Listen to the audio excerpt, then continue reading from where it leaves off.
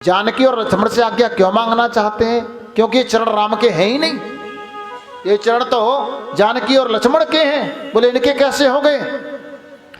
अच्छा एक बात बताओ, बहू जब साथ विवाह होके आती है तो इसकी गोद में जेठ बैठते हैं, बैठते हैं ना? अच्छा देवर बैठते हैं, अच्छा जानते हैं आप सब, चलो कोई बात नहीं।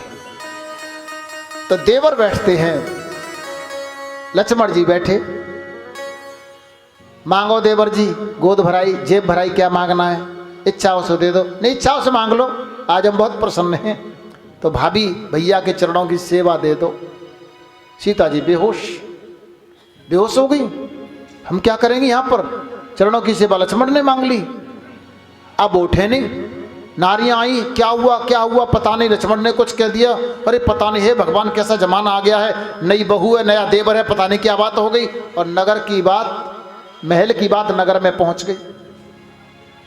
कथा की बात कह दो किसी माता से तो प्रचार पड़ोस में भी नहीं हो पाए, और किसी की बुराई कर दो पूरे नगर में प्रचार है या झट। तो इन्होंने प्रचार कर दिया। लक्ष्मण जी भागे भागे राम जी के पास गए, बोले भैया बचाओ, क्या हुआ? बड़े आरोप लग रहे हैं मुझ पर, मैंने भाभी से कह दिया चरणों की सेवा और भाभी बेहोश हो गई, नारियां पता नहीं मन में आ रहा सो कहती जा रही हैं। बोले एक काम करो, किसी को कुछ मत कहो, सीता जी के कान के पास जाओ और कान में कह देना एक तुम्हारा एक हमारा। लक्ष्मण जी ने कह दिया एक तुम्हारा एक हमारा। सीता जी उठ गई।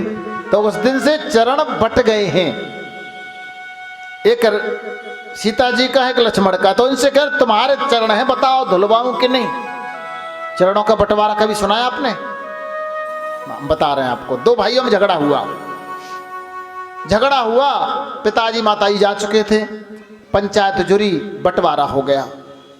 एक मटका बचा, एक मटके को कैसे बांटें? बड़ा भाई बोला मैं तोड़ के लूंगा इसमें से आधा, छोटा बोला तू पूरा ही ले ले। मैं क्या भिखारी हूं? तो भैया मुझे दे दे। मैं क्या दानी हूं? जिद्दी। मटका तोड़ा, तराजू में तोल के आधा बांट दिया, सब बट गया कि सब। बड़ा कुछ तो नहीं बचा साझे का। बड़ा बोला गुरुजी बचे हैं, वो एक ही हम दोनों के, गुरुजी बचे हैं साझे के। बोले ध्यान मूलम गुरु मूर्ति पूजा मूलम गुरु पादुका, गुरु के चरणों की पूजा से मतलब है दो भाई और दो चरण हैं, बड़ा भाई दाहिना वाला, छोटा भाई बायां वाला। हो गया बंटवारा, बस हो गया। हाँ ठीक, ये ठीक है। अब साहब बहुत दोनों के अलग अलग घर हो गए। एक दो साल में गुरुजी आए, पता चला छोटा यहाँ रहता है, बड़ा वहाँ रहता है। गुरुजी ने सोचा बड़ा तो बड़ा है, पहले बड़े के यहाँ जाऊँगा तो छोटा रूठ जाएगा, पहले छोटे की चलता हूँ। छोटे के घर गए, छोटे की पत्नी परात में पानी केसर डाल के लेके आई। अब पैर धोने के लिए पानी कोई लाए तो सबसे पहले तो सीधा ही पैर तो रखोगे। तो गुरुजी ने सीधा वाला पैर रखा, तो उसने क्या किया, सीधे वाले पैर को निकाल के अलग रख दिया। पानी दोबारा लेके आई, बाएं वाले पैर को धोया, धो के चंदन लगाया, फूल चढ़ाया, मत्था टेक के चली गई। गुरुजी सीधे बेचारे कुछ नहीं बोले, पता नहीं इस पैर ने क्या बिगाड़ा था इसका। पड़ोसी ने एक देख रही थी ऊपर से, वो भागी भागी आई बड़ी के पास में, सुनो दीदी मैं तुमसे बहुत प्रेम करती हूँ, बहुत अपना मानती हूँ, इसलिए तुमको बता रही हूँ, बताओ क्या बात है बहन। तुम्हारे गुरुजी आ गए छोटी वाली के यहाँ, और छोटी वाली ने पानी लेके आई चरण धोने, तो गुरुजी ने तुम्हारा वाला पांव रखा, उसको गांव वालों को सबको मालूम कौन सा पैर किसका है, गुरुजी को नहीं मालूम था। तुम्हारे वाले पैर को रखा तो उस पैर को निकाल के अलग कर दिया, और अपने वाले पैर को धोया, चंदन लगाया, पूजा की और चली गई। तुम्हारे वाले पैर ऐसे ही रह गया। मैं तो जा रही, मेरा छोरा रो रो होगो। माताओं को यही काम ज्यादा होता है, जो कथा नहीं सुनती है उनका। कोई बात नहीं, पति आए शाम को, सुन लो देख लो, फिर तुम मुझसे मत कहना। बोले क्या बात है, बात बताओ। वो सरला जी शांति दीदी है, वो बहुत अच्छी है, मुझे अपना मानती है इसलिए बता गई है। बोले क्या बता गई शांति दीदी? अपना समझ के बताया उन्होंने। हमारे गुरुजी आ गए छोटी के यहाँ पर, हमारे चरण का बहुत अपमान किया है। अच्छा शांति दीदी क्रांति फैला के चली गई, तो अब हम क्या करें बता? जो किया उसने सो किया, उसका उसे फल मिलेगा ना। ऐसे कैसे? कल गुरुजी का तुम निमंत्रण करो, तुम क्या करोगी? हम अपने वाले पैर को धोएंगी, पूजेंगी, चंदन लगाएंगी, फूल चढ़ाएंगी, मत्था टेकेंगी, और दौरानी वाला जो पैर है ना, उसको जलती हुई लकड़ी से आग लगाएंगे। तुम्हारा चरणों का बंटवारा, राम जी के चरणों का बंटवारा हो गया।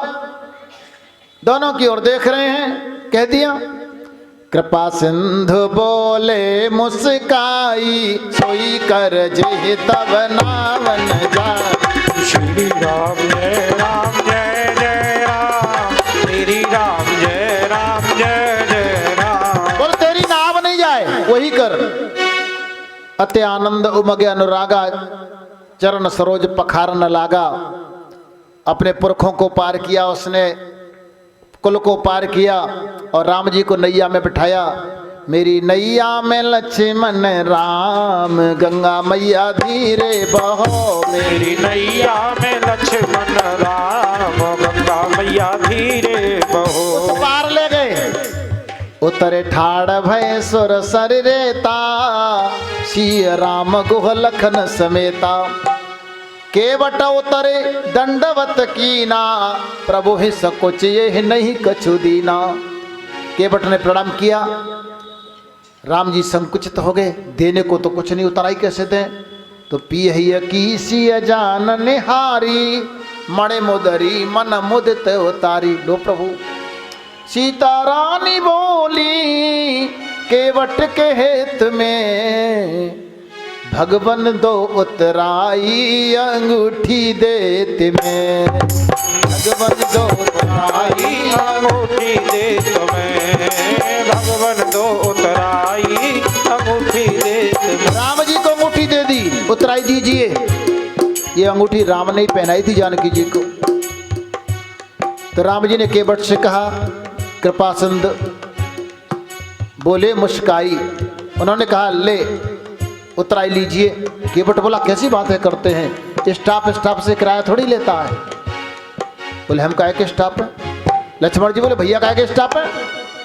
लक्ष्मण जी अरे तुम्हारे भैया भी मल्ला हैं, हम भी मल्ला हैं, मल्ला मल्ला से उतराई थोड़ी लेता। लक्ष्मण जी तो बड़ी क्रोधित हो गए, हमारे भैया को मल्लाह बताता है। बोले भैया मल्लाह कैसे हैं। अरे दोनों मल्लाह हैं, भवसागर से पार करते हैं और हम भी पार करते हैं। अंतर इतना है, तुम्हारे भैया थोड़े छोटे मल्लाह हैं, हम थोड़े बड़े मल्लाह हैं। लक्ष्मण जी और आक्रोशित हो गए, तू बड़ा कैसे है। अच्छा लक्ष्मण जी एक बात बताओ, आज तक सारे जगत को किसने पार किया है भवसागर से। बोले मेरे भैया ने। और अभी अभी तुम्हारे भैया को किसने पार किया है। राम जी बोले लखन यहां नहीं चलेगी तुम्हारी, भक्तों के सामने हारने में ही भलाई है। जगत को पार करने वाले तुम्हारे भाई और तुम्हारे भाई को पार करने वाले हम, तो हम बड़े मल्ला हुए नहीं। फिर भी आप देना चाहते हो। फिरती बार मोहि जो देवा, सो प्रसाद में सुर धर लेवा। क्या कर, समय कम है, बड़े अच्छे प्रसंग हैं, बहुत शॉर्ट करने पड़ रहे हैं। लौट के आओगे तो ले लेंगे। जब हम तुम दोनों नाविक हैं तो फिर उतराई क्यों लूंगा। परिवार सहित जब आऊंगा तो ब्याज सहित ही ले लूंगा। तो मेरे घाट पे आए, तो मेरे घाट पे आए, मैंने पार कर दिया तुम्हारे परिवार सहित। तुम्हारे घाट पे जब मैं आऊं परिवार सहित तो मुझे पार कर देना।